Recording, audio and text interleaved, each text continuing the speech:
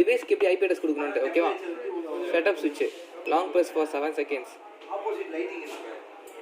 ஓகேவா.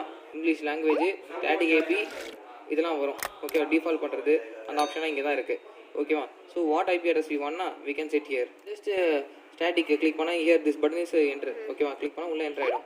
ஸோ இப்போ நம்ம ஆல்ரெடி ஆடுனா ஸோ எஸ்கேப். அப்புறம் ஆன் வெப் டிவைஸ்க்கு சர்ச் கொடுத்தா டிவைஸ் ஐபி காட்டும். அப்படி இல்லை வி கேன் ஆட் மேனுவலினா இந்த ஐபி அட்ரஸ் போட்டு சாஃப்ட்வேர் வழியாக ஆட் பண்ணிக்கலாம். Okay, already added, it will add again okay.